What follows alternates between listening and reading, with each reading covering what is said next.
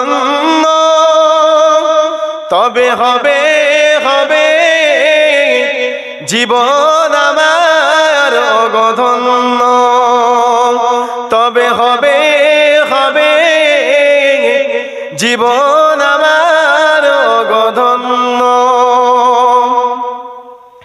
কাটাতে পারি আমি লক্ষ কোটি বছর, দুঃখের ঝর্ণা ধরা এ নয়ন নজর, তাও যদি দেখা সামান্য, তবে হবে হবে জীবন আমার অগধন্য। তুমি যদি কবু দেখা দাও হে অনন্য, তবে হবে হবে জীবন আমার অগধন্য। আল্লাহুম্মা সাল্লি আলা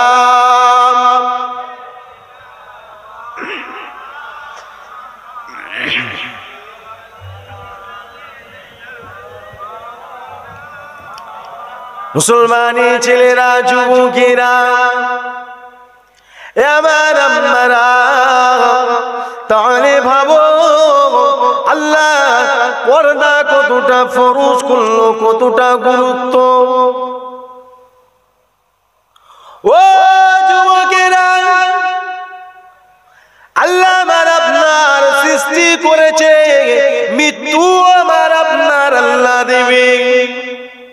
মরে যাওয়ার পরেতে আর আমার আপনার মূল্য থাকবে না। মরে যাওয়ার পরেতে আর আমার আপনার গুরুত্ব থাকবে না। মরে যাওয়ার পরেতে বাড়ির লোকেরা, ছেলেরা সবাই বসে বলবে তাড়াতাড়ি বাপটাকে মাটাকে কবরে শোয়াতে হবে। বলবে না? বলবে না? মরে যাওয়ার পরে আমাদের মূল্য আছে? কি বলবো? দাফনের জন্য সবাই ব্যস্ত হয়ে থাকবে, কেউ বলবে না দুটো দিন থাক না আমার ঘরে? বলবে? আমার আব্বারা ভাবো, ছেলের জন্য তুমি দুনিয়ায় কত মানুষকে ফাঁকি দিলে, তোমার মেয়ের জন্য তুমি দুনিয়ায় কত মানুষকে ফাঁকি দিলে। আজ তুমি দুতলা বিল্ডিং বানালে, আমার আব্বা তুমি মরে যাওয়ার পরেতে তোমাকে ওই ছেলে যত তাড়াতাড়ি পারবে কবরে শুইয়ে দেবে গো। এ যুবকেরা, এ তরুণেরা, বাপেরা, কিয়ামত বলে একটা দিন আছে। ওই দিনে যে আল্লাহ আমাকে আপনাকে সবাইকে তুলবে, সবাইকে তোলার পরেতে আমরা দেখতে পাবো আমার আপনার মাথার হাত দেখতে এক হাত উপরে ওই যে সূর্যটা বহু দূরে আছে, ওই সূর্যকে আল্লাহ নামিয়ে দেবে। ওই সূর্যটার 12খানা মুখ হবে। ওই সূর্যের তাপেতে এই মাটিটা পুড়ে তামা হয়ে যাবে। এই সূর্যেতে ওই তাপেতে আমরা ওই মাটির উপরে পা রাখতে পারবো না। যার ক্ষমতা হবে, যার জোর চলবে, ছেলেকে মাটিতে শুইয়ে দিয়ে ছেলের বুকের উপরে দাঁড়িয়ে যাবে। বাপ ক্ষমতা হলে ছেলেকে শোয়াবে, আর ছেলের শক্তি বেশি থাকলে বাপকে শুইয়ে বাপের বুকের উপরে দাঁড়াবে। মার ক্ষমতা থাকলে মেয়েকে শুইয়ে মেয়ের বুকের উপর দাঁড়াবে। মেয়ের ক্ষমতা থাকলে মাকে শুইয়ে মায়ের বুকের উপরে দাঁড়াবে। এ যুবকেরা, এ বাপেরা, তরুণেরা, ছেলে জন্ম দিলে, মেয়ে জন্ম দিলে তাদের দায়িত্ব কর্তব্য যতটা ততটা পালন করো, আর বাকিটা নবীর হয়ে যাও, আল্লাহর হয়ে যাও। তাহলে ওই দিনে তোমাকে আমাকে কাউকে শোভাতে হবে না। তোমাকে আমাকে আলমারুমা মান হাব্বা, নবীর ভালোবাসার জন্য জান্নাত দিয়ে দেবে। জোরে বললেন না? বেজার হচ্ছে নাকি? মাদারতলা গ্রামটা অনেক বড়, ঘন ঘন জলসা হয় নাকি মাদার তলায়? না ওয়াজ বুঝতে পারে না বলে আসে? একটাই কারণ, সেই শুরু থেকে শেষ একটাই কথা, নবী নবী নবী। ভালো লাগলে শোনো, না লাগলে যা। নবী ছাড়া নাজাত আছে মনে হয়? কিয়ামত হয়ে যাওয়ার পরে, কিয়ামত যখন শুরু হবে, সব কিছু শেষ হয়ে যাবে, সব শেষ হয়ে যাবে। আমার আল্লাহ ফারিস্তারা, আল্লাহ বলবে যাও আমার হাবিবুল্লাহকে ডাকো, জোরে বলবে। ফারিস্তা এসে দুনিয়া ঘুরলো, আল্লাহ কোথায়? আল্লাহ খুঁজে পাচ্ছে না। আমার আল্লাহ বাবুর সময় বলবে, ও আযাব জিবরাইল যাও দুনিয়া জমিনে কানটা লাগিয়ে লাগিয়ে শুনবে, যে জায়গা থেকে ইয়া রাব্বি ইয়া হাবলি ইয়া উম্মতি উম্মতি আওয়াজ আসবে, ওই জায়গাতে আমার বন্ধু আছে।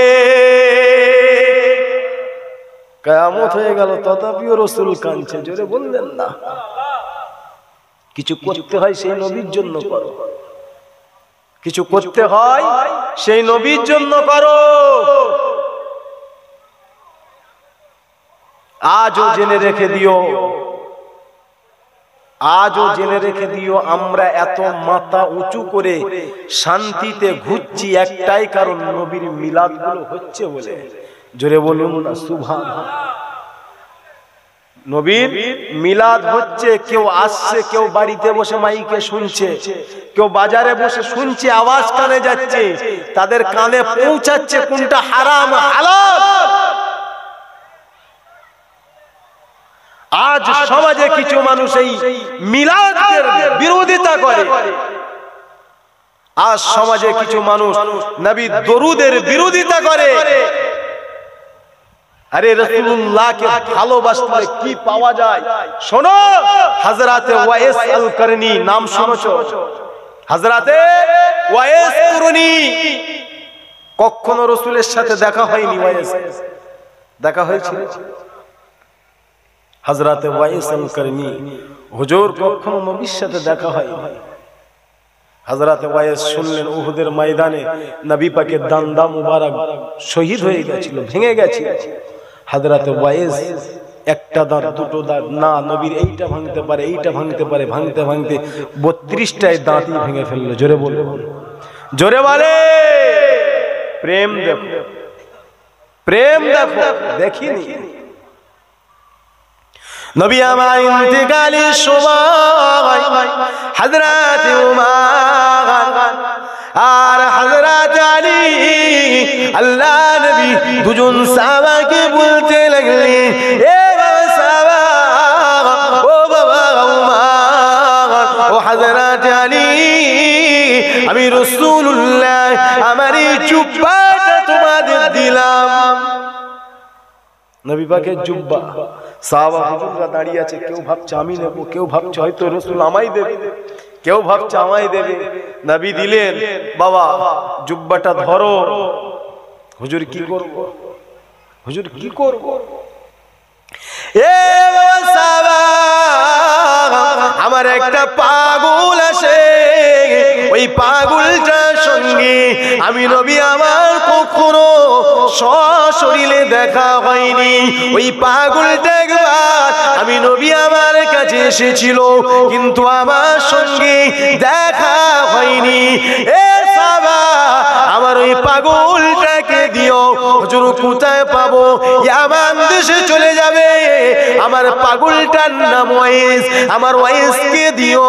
ইয়া রাসূলুল্লাহ, একটা দেশেতে একটা নামের মানুষ তো একজন থাকে না, হাজার হাজার থাকে। হুজুর কাকে দেব, কিভাবে বুঝবো? নবী আমার বলে, বাবা সাহাবা, আমার ওয়াইসের হাতে একটা রোগের দাগ থাকবে, ওই দাগটা হলো কুষ্ঠ রোগের দাগ। এ সাহাবা, আমার ওয়াইসের হাতে এই জুব্বাটা পৌঁছে দিও, আর আমার ওয়াইসকে বলো আমি রাসূলুল্লাহ আমার আমার গুনাহগার উম্মতির জন্য আল্লাহ দরবারে দোয়া করতে। জোরে বললেন না, কি বলল? দোয়া করতে। আমার ওয়াইসকে বলো আমার গুনাহগার উম্মতির জন্য দোয়া করতে। হুজুর বিদায় নিলেন, সাহাবার কাছে দায়িত্ব, ঠিক না, পৌঁছাতে হবে। গেলে ওয়াইস করনি কি আছে গো, ওয়াইস করনি কি আছে খুঁজছে, মিলছে ওয়াইস আল করনি, হাত দেখছে। রাসূল নিশানা দিলেন,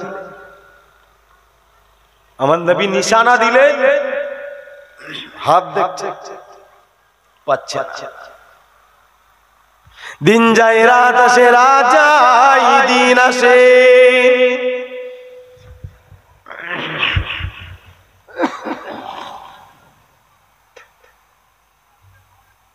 দরুদ শরীফ আল্লাহুম্মা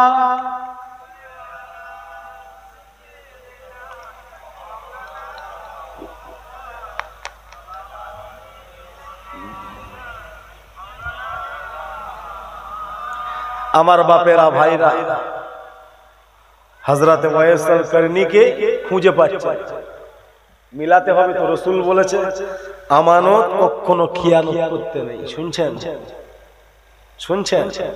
আমার রাসূলুল্লাহকে আল আমিন নামটা কারা দিয়েছিল জানেন? জানেন? ইহুদিরা, কাফেরেরা। জোরে বললেন না, জোরে হলো না। আজ সমাজে অনেক মানুষ সত্য জেনেও সত্যের দিকে আসবে না, জানবে, বিশ্বাস করবে, মানবে যে এই মাহফিলটাই গিয়ে বসলে বারহাক সত্য, গুনাহ মাফ হবে। এই মাহফিলটাই বসলে আল্লাহর কাছে দোয়া চাইলে আল্লাহ কবুল করবে। তথাপিও জেনে এক শ্রেণীর মানুষ এই মাহফিলটার বিরোধিতা করে একটাই কারণ আমার তোমার মন থেকে নবীকে ভুলিয়ে দেবে। বুঝলে? বুঝতে পারছ? হযরত ওয়াইসকে খুঁজে পাচ্ছে না। দিন যায় রাত আসে, রাত যায় দিন আসে, পাহাড়ে চূড়ার কাছে চলে গেল।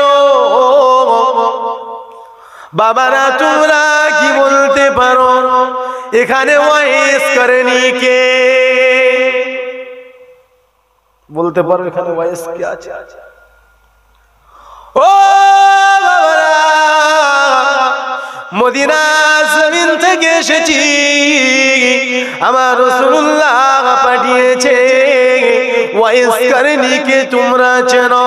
একজন মানুষ বলতে লাগে, ও বাবারা, ও নবী সাহাবা, আমি ওয়াইসকে চিনি না, কিন্তু ওই পাহাড়ের চূড়ায় একজন মানুষ আজ 3 দিন হয়ে গেছে সেজদায় পড়ে কাঁদছে, আর ওর কান্না দেখে আমার পশুগুলো, জীবগুলো, জন্তুগুলো খাওয়া ছেড়ে দিয়েছে। জোরে হলো না? জানি না উনি কে, তবে ওনার সেজদায় পড়ে কান্না দেখে আমার বকরিগুলো, খাসিগুলো, ঘোড়াগুলো, উটগুলো, দুম্বাগুলো খাওয়া ছেড়ে দিয়েছে। দেখতে পারে, চলে গেল। সাহাবা চলে গেল, সালাম নিলেন, আসসালামু আলাইকুম। ওয়া আলাইকুম আসসালাম। আপনি কি একটু ফারেক হবে? আপনি যে ইবাদতে বসে আছেন, সিজদায় আছেন, আপনি কি একটু ফারেক হবেন? আপনার সঙ্গে একটু কথা বলতে এলাম। একটু মানে খেলার মাঠে কি হয়, হাফ টাইম, তাই তো, একটু রেস্ট। তা আপনি একটু দাঁড়াবেন, বোঝানোর জন্য বলছি। আপনার সঙ্গে একটু কথা ছিল। কি কথা? কি কথা? আপনি কি ওয়াইস আল করনি? হুজুর বলছে, কে ওয়াইস? না, আমি ওয়াইস না, আমি হলাম আব্দুল্লাহ। জোরে বললেন, আমি হলাম আব্দুল্লাহ। আব্দুল্লাহ নামের মানে কি জানেন? আল্লাহর বান্দা। জোরে বললেন না, জোরে হলো না? আমি আব্দুল্লাহ। আপনার হাতটা দেখতে পারি? কেন না, আপনার হাতটা আমাদের রাসূলুল্লাহ পাঠিয়েছে। জোরে বললেন না? হযরত ওয়াইস ঝঞ্ঝার করে কাঁদে। ও নবী সাহাবারা, শুনলাম আমার রাসূলুল্লাহ ইন্তেকাল হয়ে গেছে। ও নবী সাহাবারা, শুনলাম রাসূলুল্লাহ ইন্তেকাল হয়ে গেছে। নবী তোমাদের পাঠালো কি কারণ? ওই সময় সাহাবা বলতে লাগে, ও হযরত ওয়াইস, আল্লাহ নবী নিজের জুব্বা মোবারক দিয়েছে, আর রাসূলুল্লাহ গুনাহগার উম্মতির জন্য দুআ চাইতে বলেছে। এ যুবকেরা, বাপেরা, হযরত ওয়াইস আল কারনী অন্য আমার নবী সাহাবাদের খালে বলতে লাগে, বাবা সাহাবা, ও আমার নবী সাহাবা, একটুখানি দাঁড়াও, আমি ওয়াইস আসছি। আল্লাহ নবী সাহাবারা দাঁড়িয়ে আছে, হযরত ওয়াইস আল কারনী চলে গেলেন। আল্লাহ নবী সাহাবারা দাঁড়িয়ে আছে, ঘন্টা কি ঘন্টা পার হয়ে যাচ্ছে, হযরত ওয়াইস আল কারনী আসে না। আমার নবী পাকের সাহাবা দুজন সেই নিশানা যেতে লাগলো, সেই গিয়েছে, দেখতে লেগেছে ওয়াইস কারনী সিজদায়, আল্লাহর আসমান থেকে আলো স্বয়ং ওয়াইস কারনীর শরীরে। জোরে বললেন না? হযরত ওয়াইস কেঁদে ফেললেন। আল্লাহু আকবার। সাহাবা রে, আমার নবী সাহাবা, একটু ওয়েট করতে বললাম, চলে এলে। ও হযরত ওয়াইস দূর থেকে এসেছে, ঘরে ফিরে যেতে হবে, ফিরে যেতে হবে। আপনি বললেন একটুখানি অপেক্ষা করুন, ঘন্টা কি ঘন্টা হয়ে যাচ্ছে, আমাদের যেতে হবে। সেই জন্য ও হযরত ওয়াইস কারনী রহস্য কি? জোরে বললেন না? এক্ষুনি যদি আপনাদের কাছে কোনো একটা বিরাট কিছু জিনিস দেখানো হয়, ভাববেন কিছু একটা রহস্য, ঠিক না? ধরেন একটা বড় এখানে গিফটের প্যাকেট, ভাববেন কি আছে। দরুদ শরীফ আল্লাহুম্মা সাল্লি আলা, বলো বলো, হ্যাঁ বলো।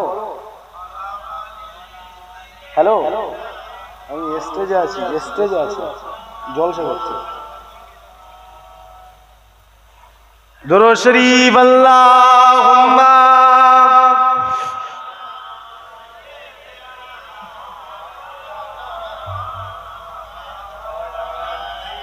এমনি মাইকে থাকলে ফোন তুলি না, আরে ফোনটা ফুরফুরা দরবার শরীফ থেকে আমার সাথী ভাই দরবারে থাকে, আমিও থাকতাম একসাথে, ফোন করলো, কি এমন দরকার হতে পারে, তাই তুললাম। বেজার হলেন নাকি? হযরত ওয়াইস আল কারনী জিজ্ঞাসা করছে, হুজুরকে জিজ্ঞাসা করছে, সাহাবা হুজুররা, ও হযরত ওয়াইস রহস্য কি? হযরত ওয়াইস কারনী বলতে লাগে, ও হযরত ওমর, ও হযরত আলী, তোমরা আমাকে জুব্বা দিচ্ছিলে আর বলেছিলে রাসূলুল্লাহ গুনাহগার উম্মতির জন্য দোয়া চাইতে লেগেছে।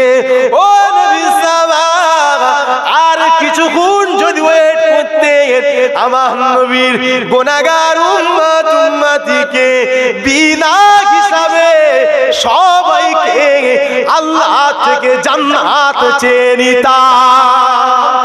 জোরে বলে, এত পাওয়ার নবীকে দেখে না, নবী দেখা হয়নি, প্রেম করা যায় না, যায় না। আর এই পাওয়ারটা কিভাবে হলো শুনবেন। হযরত ওয়াইস আল কারনী বেশি বেশি নামাজ, রোজা, হজ, যাকাত, গরীব ছিল, করতে পারত না, কিন্তু হযরত ওয়াইস কখনো মায়ের পারমিশন ছাড়া কোথাও যেত না। জোরে হলো না? বাবা সাহাবারা, আমার ওয়াইস মা হায়াতে আছে, মাকে রেখে আমার কাছে আসেনি। একদিন পারমিশন নিয়ে এসেছিল, সময় ছিল না, চলে গেল।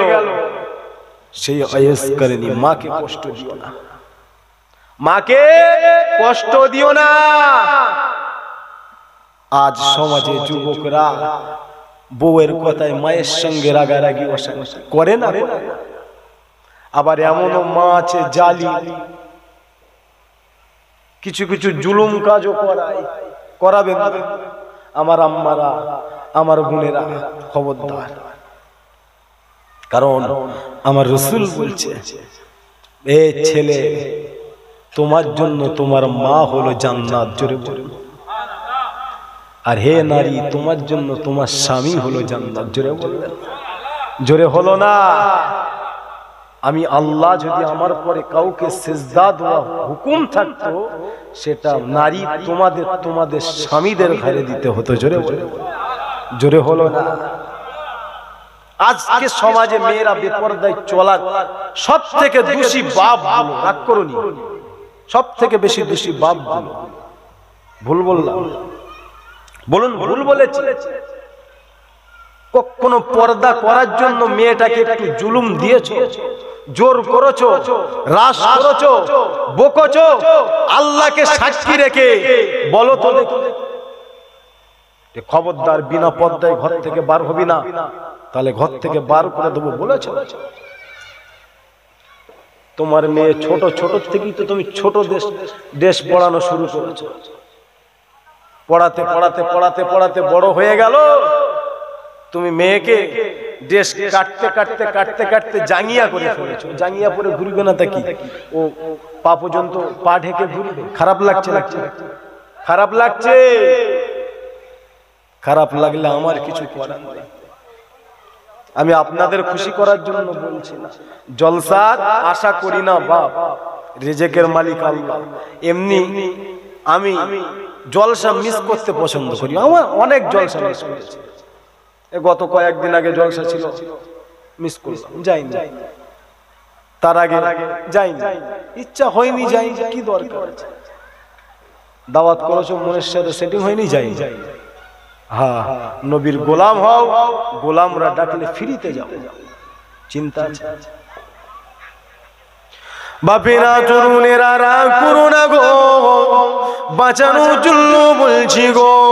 এ যুবকেরা, বাপেরা, তোমার মেয়েটা যখন উনুনের আগুনে একটু হাত পুড়ে যায়, তোমার বিবিটা যখন উনুনের আগুনে একটু হাত পুড়ে যায়, তোমার মায়ের উনুনের আগুনে যখন একটু হাত পুড়ে যায়, তুমি বকো, এ মা, এ মেয়ে, বিবি রে, তুমি সাবধানে যেতে পারলে না, যদি তোমার কিছু হয়ে যেত।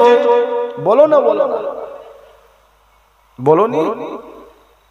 মেয়েটাকে, মাটাকে, স্ত্রীটাকে বলো না, যদি বড় ধরনের দুর্ঘটনা ঘটে যেত, বলো তো। সামান্য চুলোর আগুনে পুড়ে গেল বলে এত বকলে, কই জাহান্নামের আগুন থেকে পোড়ানো বাঁচানোর জন্য একবারও বকলে?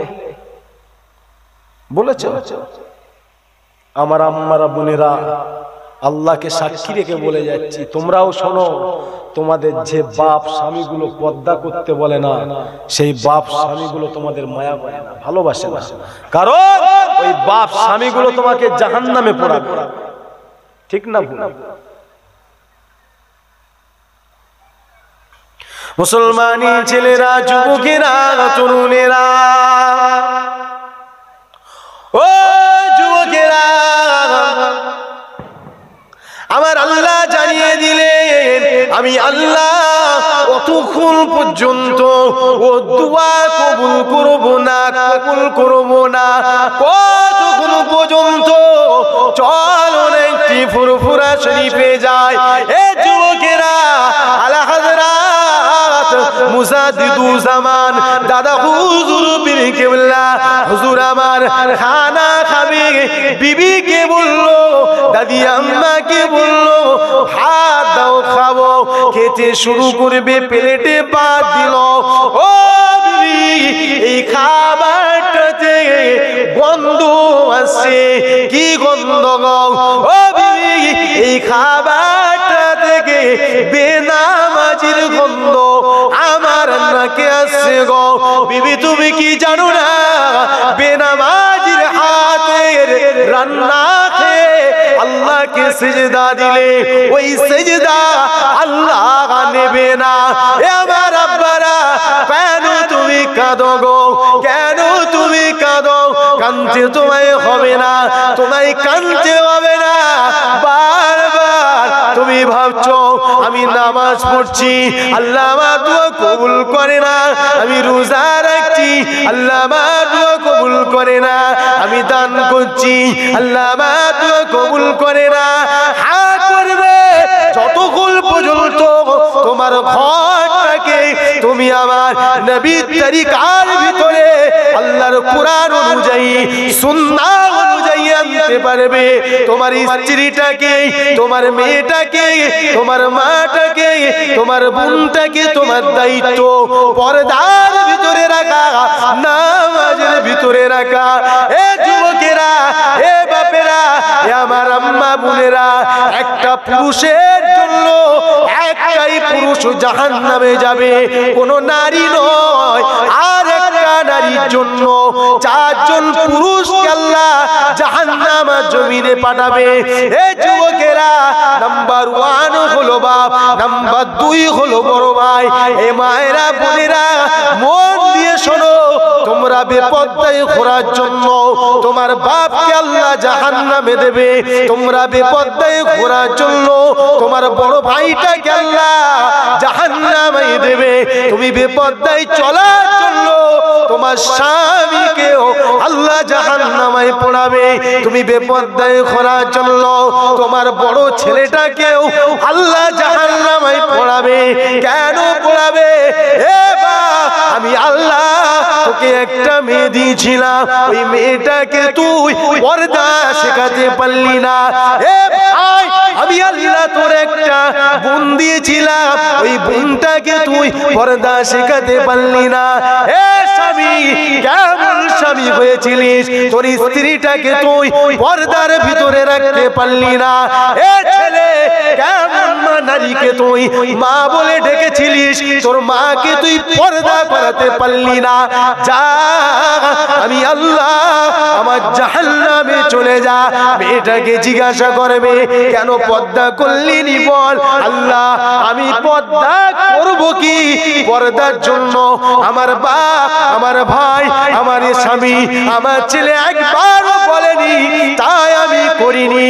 এ যুবকেরা, এ নওজোয়ান তরুণেরা, নামাজ পড়লে না, রোজা রাখলে না, অর্থ নেই, হজ করনি, কিন্তু তুমি তোমার মাটাকে, বোনটাকে, তোমার বিবিটাকে পর্দা করলে, আল্লাহ ডাকবে। এ নারী, তুমি পর্দা করেছিলে, তুমি রোজা করেছিলে, তুমি নামাজ রেখেছিলে, তুমি লোন নিতে যাওনি গো, তুমি বেপরদায় করনি গো, তুমি মহিলা সমিতি করনি গো। কেন? আমার আল্লাহ, আমার বাপটা আমাকে সর্বসময় ভুক্ত বেপরদায় খুললে। আমার ভাইটা বলেছিল, এ বোন, তুই যদি বেপরদায় চলিস, আমি তোকে বোন বলে ডাকবো না। আল্লাহ পাক, আমি যখন শ্বশুরের ঘরে এলাম, আমার স্বামী বলল, এ বিবি, তুমি যদি বেপরদায় চলো, আমি তোমার সঙ্গে সংসার করব না, তোমার হাতের ভাত খাবো না। আমার আল্লাহ, আমার ছেলেটা বলেছিল, মা, তুমি যদি পর্দা না করো, আমি ছেলে তোমাকে মা বলে ডাকবো না। আল্লাহ, আমি সেই জন্য পর্দা করেছিলাম। হে মা, তুই পর্দা করার জন্য চারজনা অন্যায় করলো, গুনাহ করলো, আল্লাহ তোর খাতিরে জান্নাত দিয়ে দিল। জোরে বলবেন না? বুঝতে পারছেন তো আওয়াজ? বুঝতে পারছেন পর্দা কতটা গুরুত্ব? তবেই তো আল্লাহকে ডাকলে শুনবো। তার আগে শোনে, তবেই তো ডাকলে শুনবে। তার আগে শোনে আল্লাহ, শুনবে না। যতই ডাকি শুনবে না। ছোট হুজুর, দাদা হুজুর কেবলা বলছে, যে খাবারটা থেকে বেনামাজি গন্ধ আসছে, আমি আবু বকর এই খাবার খেয়ে সিজদা দিলে আল্লাহ নেবে না, আল্লাহ নেবে না। আজ সমাজে মানুষ কত বড় বড় গুনাহ করছে, একবারও ভেবেছো একবারও আল্লাহ কি আমাদের না খাইয়ে রেখেছে? বলুন, আল্লাহ কি আমাদের এই যে নিঃশ্বাসটা কে লোয়, বলুন কে দিচ্ছে আমাদের? আল্লাহ। বলুন তো এই নিঃশ্বাসটা যদি কিনতে হতো পার ডে কত কোটি টাকা যেত? ভেবেছো? সামান্য অসুস্থ, অক্সিজেন দিচ্ছে, দাও 2000 5000, নিচ্ছে না? 1 ঘন্টা 2 ঘন্টা এত টাকা দাও, আর দিনে রাতে কোটি কোটি বার আল্লাহ নিচ্ছে, আল্লাহকে দিতে হচ্ছে, বলো না? কিন্তু আল্লাহ কি বলছে? আমি দিচ্ছি, তুমি আমাকে দাও। কি দেবে? আমার সিজদা দাও। জোরে জোরে হলো না? আজকের দিনে মাহফিলে বসেছো, নিয়ত করে দাও যে আল্লাহ গুনাহ করেছি, ভুল করেছি, আল্লাহ আমি মাহফিল থেকে নিয়ত করলাম দিনে একবার হলেও, 1 ওয়াক্তও হলেও তোমায় সিজদা দেব। ভুল বললাম। আস্তে আস্তে আস্তে আস্তে প্রেমটা গাঢ় হয় না? হয় না? যুবক ছেলেরা জান, যারা প্রেম করেছে বা করে, খারাপ নিউনি গো, যুবকেরা বলতে পারবে হারাম সম্পর্ক তো প্রেম ভালোবাসা যেটা হয় হারাম, প্রথমেই গাঢ় হয়। কি গো যুবক ভাইরা, প্রথমে গাঢ় হয়, আস্তে আস্তে তো গাঢ়। তো আজকে 1 ওয়াক্ত, কাল 2 ওয়াক্ত, 3 ওয়াক্ত, একদিন আল্লাহ 5 ওয়াক্তই নামাজি বানিয়ে দেবে। জোরে বললেন? জোরে হলো না? নামাজের দরকার আছে না? নাই? আজকের দিনে সবাই দাঁড়িয়ে দাঁড়িয়ে, সবাই উচিত আমার মনে হয় এই টুপিগুলো মাথায় দিয়ে ঘোরা, টুপিগুলো মাথায় দিয়ে ঘোরা নবীর সুন্নাত। তাহলে সংখ্যা না অনেক আছে, ঠিক না? যেই সুন্নাতের বিরোধিতা করলে আই লাভ মুহাম্মদ সাল্লাল্লাহু আলাইহি ওয়াসাল্লাম লেখার জন্য উত্তরপ্রদেশে জালিম জাহান্নামের কীট জানোয়ারটা দেখেন, আমার নবীর গোলামগুলোকে জেলে ঢুকিয়ে দিল। এ দোষ ওদের দেব না, আমাদের দোষ। আমরা যদি সবাই মাথায় টুপি দিয়ে ঘুরি, কেউ আর ঠাট্টা করতে পারে? একজন পড়লে সবাই ঠাট্টা করবে, আর সবাই যদি পড়ে, পাঞ্জাবিদের দেখবেন পাগড়িটা ওই যে মাথা, সবাই পড়ে, সবাই পড়ে না? পড়ে না? দেখেছেন কারণ মাথা থেকে খুলে দিতে? দেখেছেন কি? দেখেছেন ওদের ওই পাগড়িটা নিয়ে বাজে বাজে কমেন্ট করতে দেখেছেন? দেখেন। আমাদের দেখেন মাথায় টুপি থাকলে চাচা জয় শ্রীরাম বলো ইত্যাদি ইত্যাদি বলে না? বলে। আমি বলছি শুনুন, সবাই যদি মাথায় টুপি দিয়ে ঘোরে না, আমাদের পাওয়ারটা অন্যরকমই এসে যাবে। এগুলো আমাদের দোষ, অন্য কাউকে দোষ দিয়ে কি লাভ? আরে এটা মাথায় থাকলে তো একদিকে নবীর সুন্নাত আদায় হচ্ছে, অপরদিকে বিজ্ঞান বলছে, রিসার্চ করেছে যে মাথায় টুপি দিয়ে যারা ঘোরে, মাথাতে যারা টুপি রেখে দেয়, আরে আমার কথা নয়, বিজ্ঞান বলছে তার মাথার ব্রেনের সমস্যা হতে পারে না। জোরে বলো। জোরে হলো না? আর অল্প বয়সে চুলটাও তার উঠবে না। জোরে বলো। কেন? ডাইরেক্ট রোদটা যদি মাথায় লাগে, ডাইরেক্ট রোদ লাগলে ব্রেনের সমস্যা হতে পারে, হয়। আর রাস্তায় ঘুরবে, চুলে ময়লা যাবে, গেলে ময়লা গেলে কি হয়? তাড়াতাড়ি নেড়া হতে হয়, ঠিক না? বুঝলে? বড় বড় ডাক্তারখানায় যাবেন, দেখবেন ডাক্তাররা সব মাথায় ওই আছে না, মাথায় টুপির মতো থাকে না, আছে না? দেখবে, কারণ ওরা জানে আজ মানুষ রমজান মাসে রোজা করতে চায় না, অথচ বিজ্ঞান বলছে বছরে কম করে হলেও একটা মাস, কটা মাস? একটা মাস 20 দিন 30 দিন কম করে হলেও 5 ঘন্টা 6 ঘন্টা শুকিয়ে থাকো। বৈজ্ঞানিককে জিজ্ঞাসা করছে, বিজ্ঞানকে জিজ্ঞাসা করছে কেন? বলছে শুকিয়ে থাকলে বছরে একটা মাস 5টা ঘন্টা করে যদি শুকিয়ে থাকে তার শরীরে ক্যান্সার নামক রোগ আক্রমণ করবে না। জোরে বলবে, জোরে হলো না? আর এ কথা কে বলে গেছে? আমার রাসূলুল্লাহ। জোরে বলবে। রোজা আল্লাহ বলেছেন বান্দারা, একদিকে রোজা রাখা ফরজ আদায় হলো, অপরদিকে নিজের শরীরটাকেও ট্রিটমেন্ট করা হলো, ঠিক না? তাই তো নাকি? আমার আল্লাহ বলছে বান্দা নামাজ ফরজ করলাম, নামাজ পড়। নামাজ আমি আল্লাহ ফরজ করেছি, পড় বান্দা। আর হাঁটু হাঁটু করে কাপড়টা তুলে পড়। বিজ্ঞান কি বলছে? কি বলছে? যে হাঁটুর উপরে যে মানুষটা কাপড় তুলে পড়লো, এই হাঁটুর গেরো থেকে, পায়ের এই গেরো থেকে আল্লাহ পুরুষের শরীরে হরমোন জোগায়। জোরে বললেন না?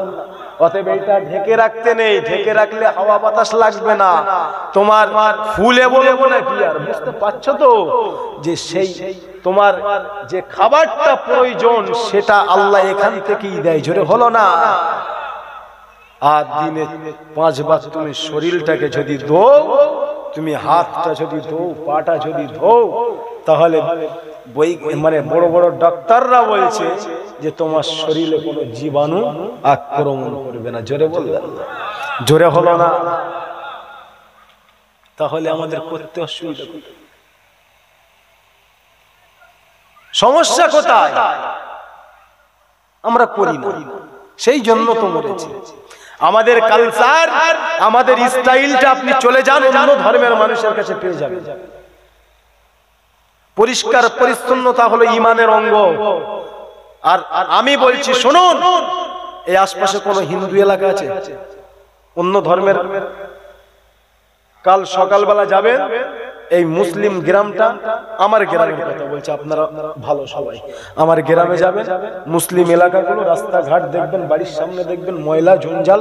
হিন্দু এলাকা চলুন, 1 ক্যামেরা হচ্ছে, আপনারাও আছেন, দেখবেন কত পরিষ্কার। ভুল বললাম? ভুল বললাম? আরে আমাদের থেকে আমাদের স্টাইল গুলোই তোরা নিয়ে নিচ্ছে, তাহলে আমরা কেন মরবো না? মুসলমানি ছেলেরা, যুবকেরা, তরুণেরা, ও যুবকেরা, আমার আপনার ব্যবহারটা কেমন হওয়া দরকার?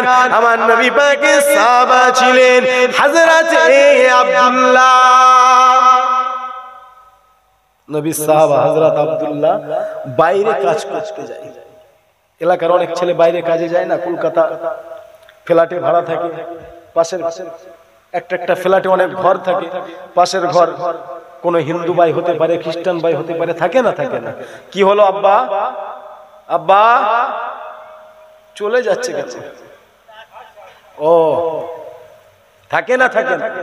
তো হযরত আব্দুল্লাহ হুজুর যে ঘরটায় থাকতেন, পাশের ঘরটায় একজন ইহুদি থাকতেন। ইহুদি হযরত আব্দুল্লাহ হুজুরকে রাগানোর জন্য ইহুদিটা ময়লাগুলো ঝাড় দিয়ে প্রতিদিন আব্দুল্লাহ হুজুরের ঘরের দরজায় রেখে চলে যেত।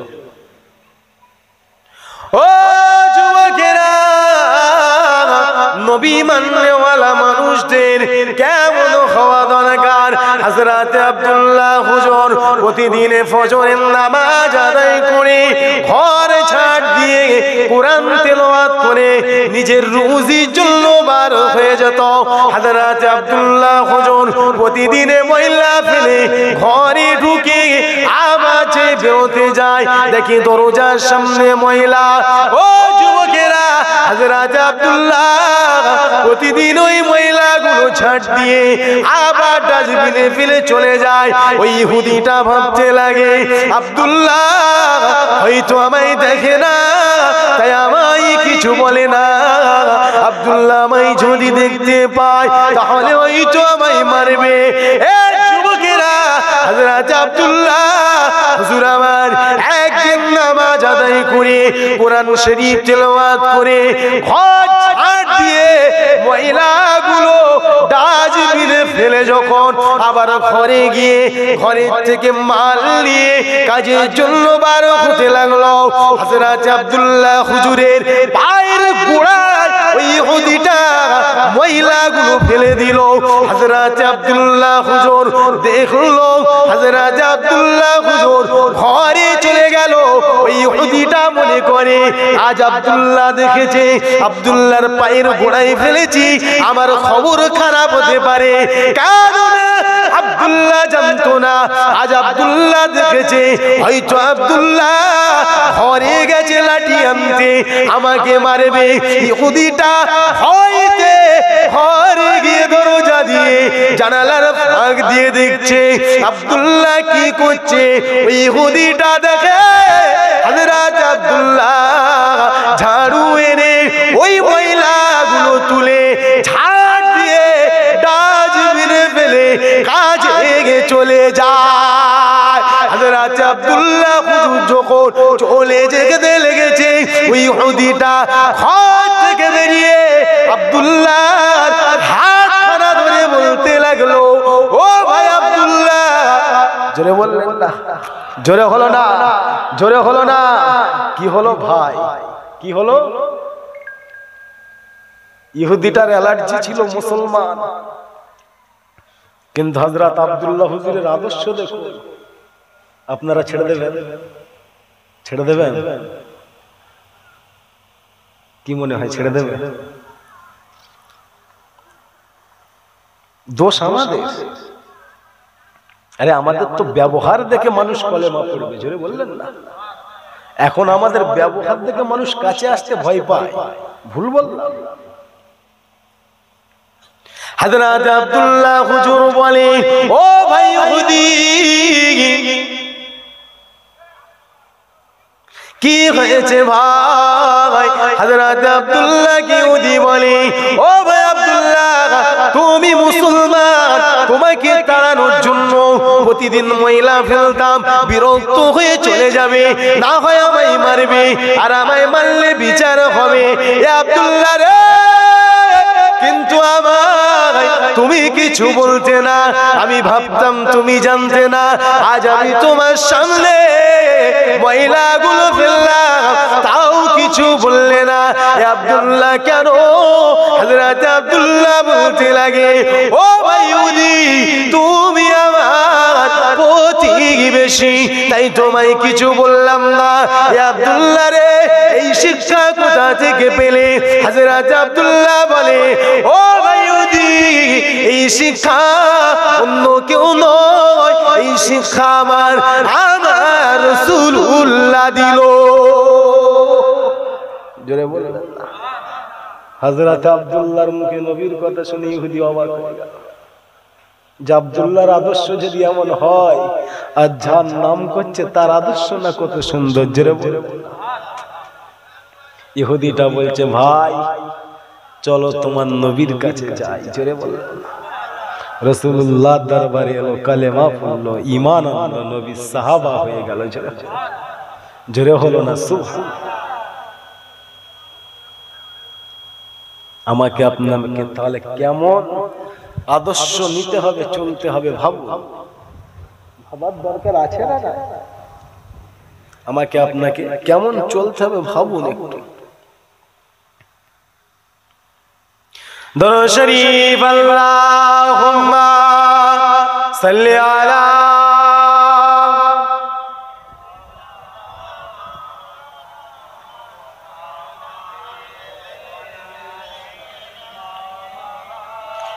আমার বাপেরা ভাইরা, সময় ছিল 8টা থেকে 10টা,